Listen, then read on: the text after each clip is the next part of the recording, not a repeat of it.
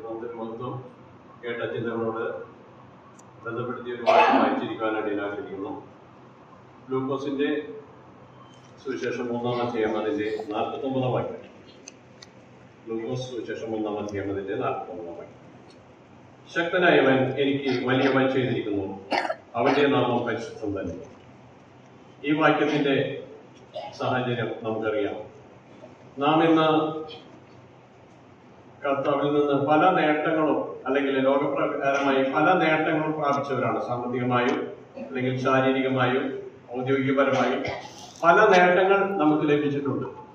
എന്നാൽ ഇവിടെ മറിയ ഇത് പറയുവാനായിട്ട് ഈ ഒരു നേട്ടം ഒന്നും തന്നെയല്ല.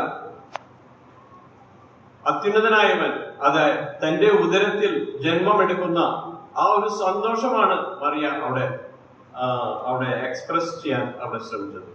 അത്രമാത്രം ഒരു സന്തോഷം. മറിയ കാണാത്തതിനെയാണ് അവിടെ വിശ്വസിച്ച് അത്രമാത്രം സന്തോഷത്തോടുകൂടി ശക്തനായവൻ എനിക്ക് വലിയവ ചെയ്തിരിക്കുന്നു.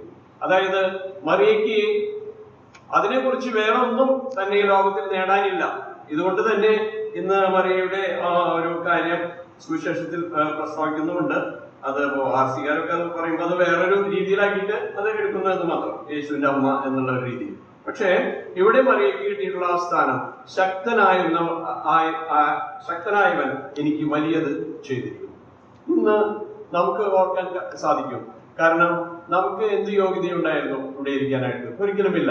കാരണം കർത്താവായ യേശു ക്രിസ്തു നമുക്ക് വേണ്ടി പാടുകളേറ്റ് അടികളേറ്റ് കാൽവരി ക്രൂശിൽ മരിച്ച് ഉയർത്തെഴുന്നേറ്റില്ല എങ്കിൽ ഒരിക്കലും നമുക്ക് ഈ ഒരു മേശ നമുക്ക് പ്രാപ്യമായിരുന്നില്ല. നാം വായിച്ച 150-ാം സങ്കീർത്തനത്തിൽ വായിക്കുന്നു, അവന്റെ വീര്യപ്രവൃത്തികളെ ഘോഷിക്കുകയും അവന്റെ വീര്യപ്രവൃത്തികളാണ് നാം ഘോഷിക്കേണ്ടത്.